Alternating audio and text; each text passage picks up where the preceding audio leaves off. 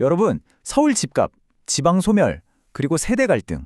정말 듣기만 해도 머리가 아픈 문제들이죠. 근데 만약에 이 세 가지를 한 번에 해결할 수 있는 방법이 있다면 어떨 것 같으세요? 오늘 이야기할 골드시티라는 구상이 바로 그런 건데요.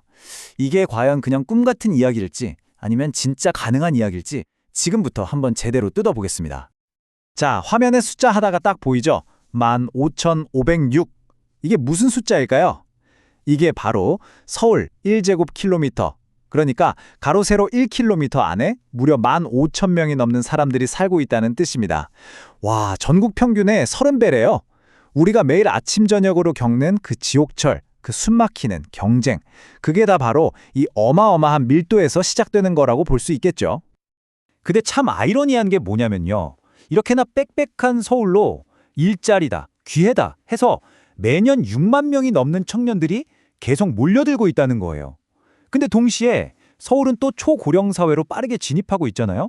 그러니까 한쪽에서는 청년들이 막 들어오고 다른 한쪽에서는 기존에 계시던 어르신들이 자리를 지키고, 이 상황에서 세대 간에 보이지 않는 그런 팽팽한 긴장감 같은 게 생겨나는 겁니다. 자, 이런 압박이 결국 두 가지 큰 딜레마를 낳게 되는데요. 먼저 청년들, 정말 살인적인 집값 때문에 좌절하고요. 또 어르신들은 은퇴하고 나서도 팍팍한 생활에 부담을 느끼는 거죠. 그리고 이 모든 에너지가 서울에만 막 쏠리는 동안 다른 지역, 지방은 점점 텅텅 비어가고 있는 거고요. 그러니까 이 두 세대가 처한 상황이 그 절박함이 좀 다른 모습으로 나타나는 거예요. 청년들은 자산을 모으는 건 고사하고 당장 내 집 마련하는 꿈조차 꾸기 힘든 현실이고요. 반면에 평생을 서울에서 일구 오신 어르신들은 이제 좀 여유로운 노후를 보내고 싶은데 막상 서울을 떠나자니 딱히 갈 만한 대안이 없는 거죠. 정말 한 도시 안에 두 개의 서로 다른 위기가 같이 있는 셈입니다. 네, 바로 이렇게 복잡하게 얽히고 설킨 문제들을 풀어보자고 나온 아주 혁신적인 아이디어가 있는데요. 그게 바로 골드시티입니다. 골드시티, 이름만 들으면 뭔가 거창해 보이는데 개념은 생각보다 간단해요. 뭐냐면 서울에 사시는 어르신들이 의료나 편의시설이 잘 갖춰진 지방의 새로운 도시로 이주를 하시는 거예요.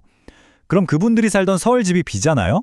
그 집을 공공기관이 받아서 청년이나 신혼부부에게 저렴하게 다시 공급해주는 거죠. 어때요? 세대끼리도 좋고 지역끼리도 좋은 그야말로 윈윈 모델인 셈이죠. 자, 그럼 이 위대한 교환이 구체적으로 어떻게 이루어지는지 한번 단계를 볼까요? 아주 간단합니다. 첫 번째, 어르신들이 지방에 있는 골드시티로 이사를 가십니다. 두 번째, 그렇게 비게 된 서울집을 서울주택도시공사 SH에 맡기는 거죠. 그리고 세 번째, SH가 이 집을 다시 청년이나 신혼부부에게 공급하고요. 마지막으로 이걸 통해서 서울은 주택 문제를 좀 덜고 지방은 활력을 얻는 함께 성장하는 그림이 만들어지는 겁니다.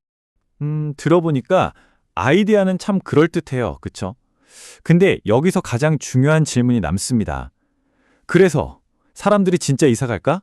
하는 거죠. 과연 서울 시민들은 이 골드시티 구상에 대해서 어떻게 생각하고 있을까요? 와, 근데 결과가 정말 놀랍습니다. 무려 절반이 넘는 51%가 이주할 의향이 있다고 답했어요. 이건 그냥 허황된 이야기가 아니라는 거죠.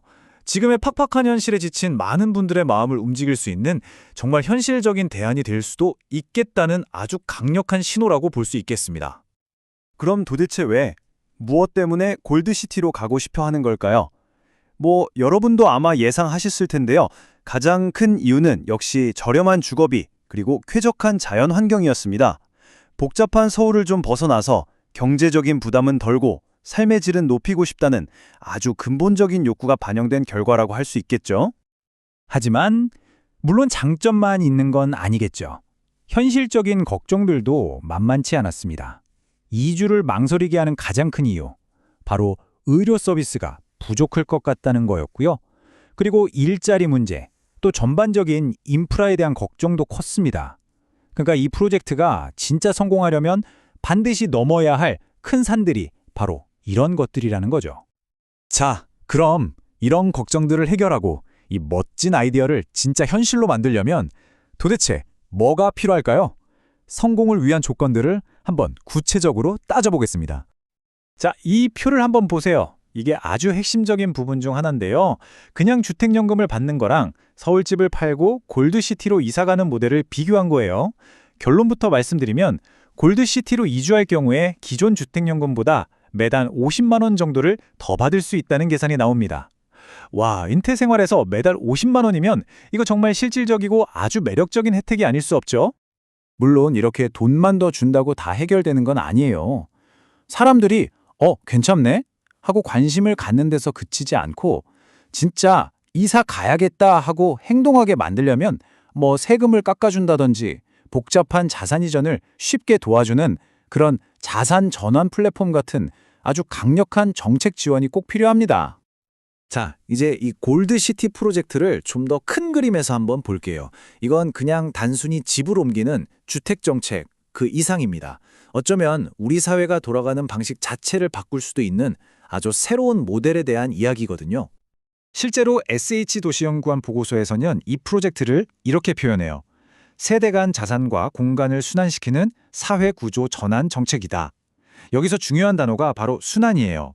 단순히 집을 바꾸는 게 아니라 한 세대에 꽉 막혀 있던 자산과 공간이 다음 세대로 그리고 서울에서 지방으로 자연스럽게 흘러가게 만드는 새로운 사회구조를 한번 만들어보자는 시도라는 거죠. 그래서 마지막으로 여러분께 이 질문을 던지고 싶습니다. 서울의 집값 문제, 지방 소멸, 그리고 세대 갈등까지 이 거대한 숙제들 앞에서 과연 이 골드시티 모델이 대한민국 미래의 새로운 청사진이 될 수 있을까요? 여러분의 생각은 어떠세요?